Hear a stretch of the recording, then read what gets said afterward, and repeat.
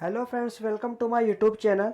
आज के वीडियो में हम बात करेंगे एम्प्लॉय स्टेट इंश्योरेंस कॉरपोरेशन जो न्यू वैकेंसी निकल के आई है। यहाँ पे रिक्वायरमेंट है टीचिंग फैकल्टीज़ की असिस्टेंट प्रोफेसर इन ईएसआईसी। इसका फुल फॉर्म है employ state insurance corporation. And यहाँ पे मेडिकल कॉलेज और डायरेक्ट रिक्वायरमेंट बेसिक यहाँ पे आपका जैसे कि teaching faculty position assistant professor for ESIC और and ESIC medical college offer on direct requirement basic पे है। यहाँ पे आपको स्पेशलिस्ट ही आपका क्या रहना चाहिए यहाँ पे आपको देखने को मिल जाएगा। और यहाँ पे वैकेंसी आपका कितना उपलब्ध है, जैसे कि SC ST OBC EWS UR और टोटल यहाँ पे आपको काउंट होके आ जाएगा। टोटल आपका यहाँ पे जैसे कि 287 प्लस वैकेंसी है। यहाँ पे जैसे कि अलग अलग पोस्ट के लिए यहाँ पे आपको वैकेंसी कास्ट के हिसाब से आपको देखने को मिल जाएगा। इसके बाद यहाँ पे जैसे कि जो एट द रेट है यहाँ पे जैसे कि 12 ब्लॉक वैकेंसी। इसके बाद यहाँ पे identify post for a person with disability. अगर आप डिसेबिलिटी हो यहाँ पे PW के लिए भी है। आपका स्पेशलिटी क्या है या आप कौन से टीचिंग में हो यहाँ पे आपको दे दिया स्पेशलिटी। और आपका जैसे कि identification suitable for the person back bencher disability जो अंडर द रिस्पेक्टिव कैटेगरी, आप कौन सी कैटेगरी को यहाँ पे आपको मेंशन किया हुआ है। आपको मैं डिस्क्रिप्शन में प्रोवाइड करा दूंगा। और आपको जैसे कि यहाँ पे इसके नीचे भी आपको पूरा इंफॉर्मेशन दिया हुआ है। आपको फंक्शनल रिक्वायरमेंट जैसे कि आपका SST walking bending lifting coaching jumping crawling climbing polling pushing manipulation with a finger reading and writing seeking hearing communication. यहाँ पे आपको जैसे कि कैटेगरी दे दिया, फंक्शन आपका क्या रहेगा कैटेगरी आपको दिया है यहाँ पे। इसके बाद आपका एज लिमिट और आपका पे स्केल क्या रहेगा, एजुकेशन आपको क्या यहाँ पे मैंडेटरी है और other qualification for medical specialist. यहाँ पे आपका सबका इन्फॉर्मेशन दे दिया है। जैसे कि मैं आपको इन्फॉर्मेशन बता दे रहा हूँ। नेम ऑफ द यहाँ पे पोस्ट असिस्टेंट प्रोफेसर के लिए लेवल इन द पे, यहाँ पे आपको पे स्केल देखने को मिल जाएगा। आपका यहाँ पे पे लेवल 11th रहेगा। इन द पे मैट्रिक्स यहाँ पे 67,700 टू 20,000 208,700 और प्लस भी हो सकते हैं।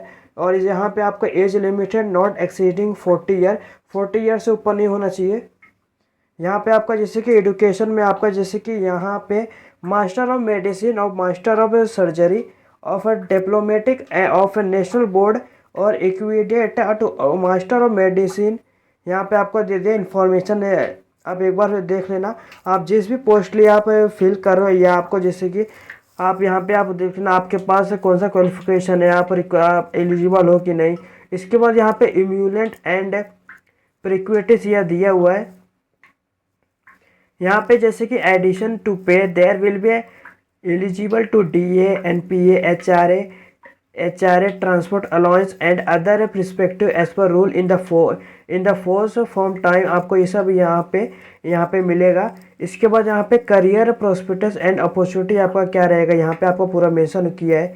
आप यहाँ पे नोट दे सकते हो बिफोर फिलिंग। नोट मतलब फॉर्म फिलअप करने से पहले candidate are requested go through the carefully detail. आप डिटेल ऑफ द पोस्ट आपके डिटेल पोस्ट एक बार अच्छे से चेक कर लो इंस्ट्रक्शन को और पब्लिश्ड इन द नोटिफिकेशन में पब्लिश्ड है। आपका एज लिमिट चेक कर लो पारा ए में under column age limit normal age limit है। और EWS UR कैंडिडेट के लिए जो अपर एज लिमिट है रिलैक्स्ड के लिए आप फिलअप कर रहे हो तो वो भी आपको एक बार अच्छे से देख लेना है। इसके बाद वो कैंडिडेट को अगर will be eligible to be benefit of community reservation only in case of particular case to which the candidate belong to the included in the list of the reserve community issued by the central government. तभी आप जैसे कि reserve category में आप आओगे। If a candidate indicate in is her application form that she belong to SC ST OBC EWS general category but subsequently write ESI corporation to change his her category, such a request shall be not entertained by the ESI corporation, ये आप PW के लिए है। इसके बाद यहाँ पे जैसे कि आपका इंस्ट्रक्शन दे दिया है एडिशन इंफॉर्मेशन कैंडिडेट के लिए। यहाँ पे सिटीजनशिप क्या रहना चाहिए, यहाँ पे जैसे कि आपका इंडियन होना चाहिए, नेपाल भी India, citizen of India, subject of Nepal, subject of Bhutan. यहाँ पे इंफॉर्मेशन फिलअप कर देख लेना एक बार। इसके बाद आपका एज लिमिट पारा ए में दिया है। यहाँ पे मिनिमम इसेंशियल क्वालिफिकेशन आपका क्या चाहिए, या आपको क्वालिफिकेशन यहाँ पे दिया है सब। फॉर्म फिलअप करने से पहले एक बार आपको देख लेना है, मैं आपको डिस्क्रिप्शन में इसको प्रोवाइड करा दूंगा। यहाँ पे एप्लीकेशन का फ़ी है, फ्री ऑफ मोड पेमेंट आपको करना रहेगा। Candidate except female ST SC के लिए, आपको बैक बेंचर के लिए, ex serviceman candidate who are example from payment, यहाँ पे फ्री है। और अगर आप पेमेंट आपको जैसे कि अगर आप मेल हो तो मेल के लिए यहाँ पे 500 रुपये जैसे कि आपको पे करना रहेगा। और डिमांड ड्राफ्ट बैंकर चेक और 500 favour of ESI fund account में आपको ट्रांसफ़र करना पड़ेगा। इसके बाद बैंक पेबल एट फरीदाबाद। इसके बाद फी वंस पेड, एक बार पे करने के बाद नॉट बी रिफंडेड, एक बार जब आप पेमेंट कर देते हो तो आपको रिफंड नहीं हो पाएगा। Only demand draft banker check drawn for schedule bank valid at least 3 month का एक्सेप्ट विल बी एक्सेप्टेड।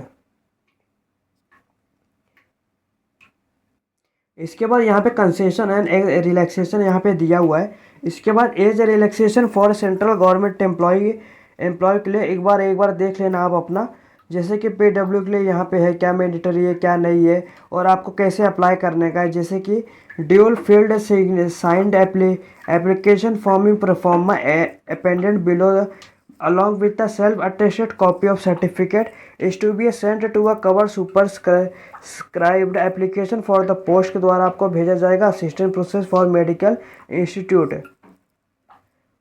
और यहाँ पे जैसे कि यहाँ पे एड्रेस है to the application are to be sent regional director ESI corporation, ये आपको भेजना रहेगा। और यहाँ पे डिमांड ड्राफ्ट जैसे कि फरीदाबाद, यहाँ पे आपको डॉक्यूमेंट क्या है, डॉक्यूमेंट क्या लगेगा, क्या सर्टिफिकेट आपको अपलोड करना रहेगा, यहाँ पे सब इन्फॉर्मेशन दे दिया है। यहाँ पे जैसे कि फर्स्ट में यहाँ पे डिमांड ड्राफ्ट का ये हो गया।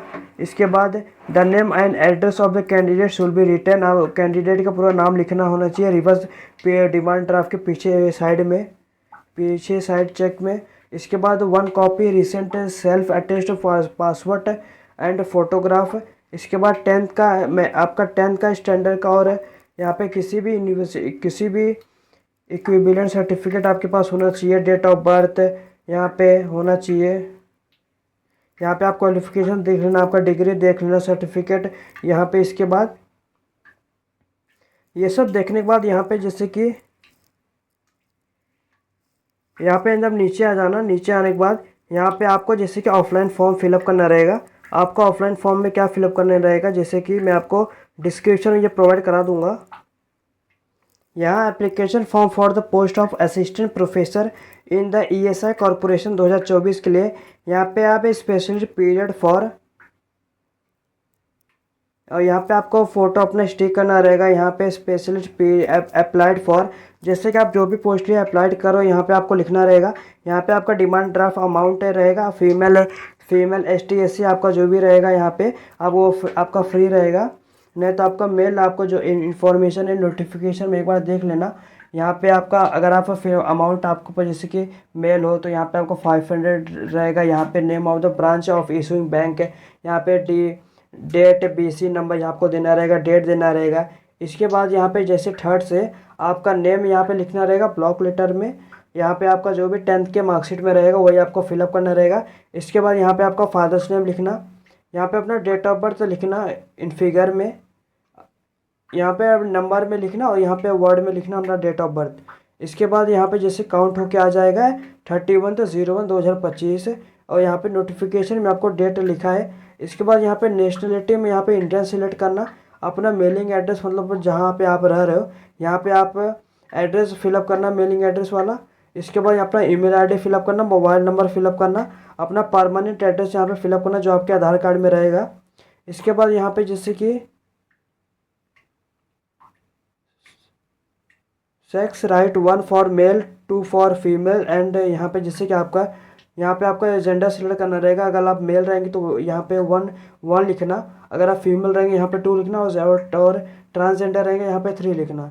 इसके बाद are you person with back bencher disability, अगर आप बैक बेंचर डिसेबिलिटी तो यस पे यहाँ पे लिखना। यहाँ पे अगर आप यस पे क्लिक करते हो तो यहाँ पे परसेंटेज ऑफ डिसेबिलिटी आप दे देना 40% या 40% जो ऊपर आपका जो भी परसेंटेज रहेगा यहाँ पे फिलअप करना रहेगा। अगर आप नहीं तो नो पे क्लिक करना और इसे ब्लैंक छोड़ देना। इसके बाद आपको are you ex service man, अगर आप एक्स सर्विस मैन हो तो यस पे क्लिक करना और यहाँ पे आप date of discharge from armed force यहाँ पे आपको लिख देना है। अगर आप नो है तो यहाँ पे नो पे क्लिक कर नो लिख देना और इसके बाद यहाँ पे जैसे कि यहाँ पे ब्लैंक छोड़ देना अगर आप नो करते हो। इसके बाद अगर आप are you E S I government employ, अगर आप E S I government employ हो तो यस पे क्लिक करना। यहाँ पे जैसे कि mention whether E S I और गवर्नमेंट एम्प्लॉय यहाँ पे आपको लिखना रहेगा। अगर आप नहीं हो तो यहाँ पे नो पे क्लिक करना, यहाँ पे जो सेकंड में है यहाँ पे ब्लैंक छोड़ देना। इसके बाद अपना कम्युनिटी कास्ट है यहाँ पे सिलेक्ट करना रहेगा। अगर आप जैसे कि एस टी एस सी और एस टी और ई बी सी, यहाँ जैसे अपना कम्युनिटी में आपको सिलेक्ट करना रहेगा S C S T O B C, आपका जो भी कास्ट रहेगा यहाँ पे फिलअप करना और आपको रिलैक्सेशन जैसे कि मिल जाएगा, आपको डिस्क्रिप्शन नोटिफिकेशन में सब लिखा हुआ है। इसके बाद अगर आप जनरल हो तो यहाँ पे जनरल लिख देना यहाँ पे। इसके बाद यहाँ पे एसेंशियल क्वालिफिकेशन एंड प्रोफेशनल, यहाँ पे क्वालिफिकेशन टेस्ट, यहाँ पे आप 10 से स्टार्ट करना, 10th 12th और आपने जो भी ग्रेजुएशन आपने किया है और आपका जो भी आपका डॉक्यूमेंट ग्रेजुएशन क्वालिफिकेशन यहाँ पे मांगा है, यह आपको लिखना रहेगा। Name of the address institute, college का नाम या इंस्टीट्यूट का नाम, अपना यूनिवर्सिटी दे देना कौन सा था, आपने डिग्री एग्ज़ाम पास जैसे 10th 12th ग्रेजुएशन यहाँ पे आपको फिलअप करना रहेगा। आपने जैसे कि फॉर्म कभी से स्टार्ट किया और कब तक ख़त्म किया, यहाँ पे आप ड्यूरेशन देना रहेगा। सब्जेक्ट आपका क्या रहेगा यहाँ पे आपको फिल करना रहेगा। इसके बाद यहाँ पे अपना परसेंटेज ऑफ मार्क ऑफ 10 में यहाँ पे आपको ओवरऑल परसेंटेज आपका कितना था वो फिलअप करना रहेगा। पहले आप 10th देना, सेकेंड में 12th, यहाँ पे आपका जो भी क्वालिफिकेशन रिक्वायर्ड है ये आपको फिलअप करना रहेगा।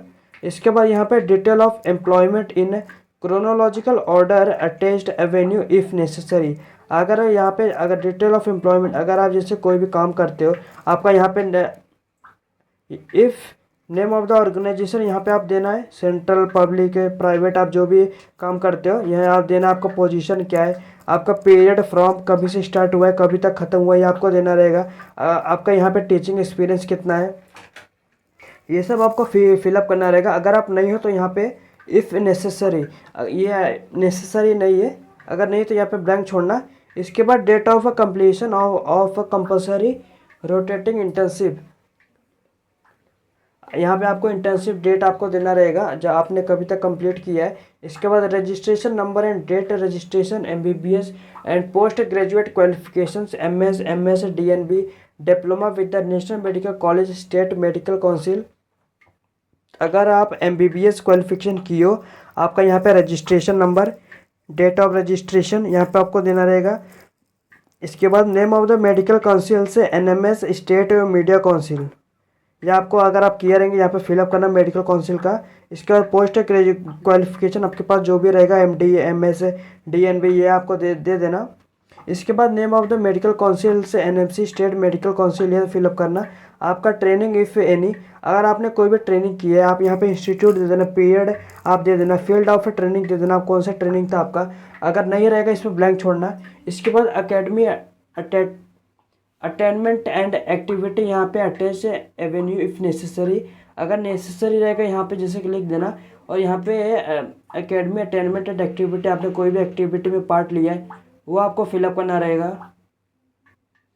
इसके बाद आपको डिटेल ऑफ पब्लिकेशन से आपका कोई भी जैसे कि पब्लिकेशन हुआ है इफ़ नेसेसरी, अगर नहीं है तो यहाँ पे ब्लैंक छोड़ना। इसके बाद लिस्ट ऑफ इंक्लोजर में अगर कुछ रहेंगे तो अब जैसे कि डिटेल ऑफ पब्लिकेशन आपने कोई भी बुक लिखा है यहाँ पे आपको देना रहेगा, नहीं है तो यहाँ पे ब्लैंक छोड़ना, ये मैंडेटरी नहीं है।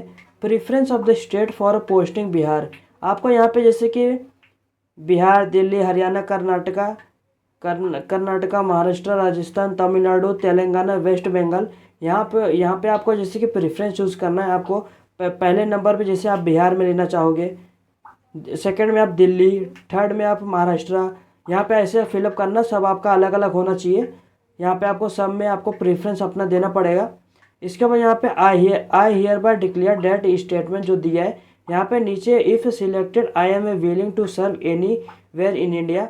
अगर आपको इंडिया में एनी वेयर मतलब कहाँ भी चाहिए तो यहाँ पे अपना प्लेस दे देना, आप कहाँ से फॉर्म फिलअप कर रहे हो, यहाँ पे अपना डेट दे देना, यहाँ पे डेट दे देना। इसके बाद यहाँ पे कैंडिडेट का सिग्नेचर। इसके बाद ये एवेन्यू है, जैसे कि आपका सर्टिफिकेट आपके पास बैकवर्ड ओबीसी क्लास का, यहाँ पे ऐसे आपका अलग सर्टिफिकेट भी हो सकता है, जैसे कि आपको यहाँ पे एवेन्यू 1 में ओबीसी का यहाँ पे कास्ट सर्टिफिकेट है यहाँ पे दिखा दिया है।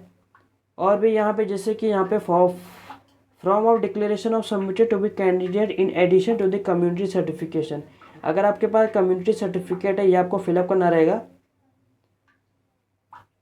इसके बाद यहाँ पे government of name and address of the authority issuing the certificate, income and asset certificate. आपके पास इनकम सर्टिफिकेट है तो यहाँ पे आपको ऐसा दे दिया है, आपके पास जो भी इनकम सर्टिफिकेट रहेगा आपको अलग भी हो सकता है।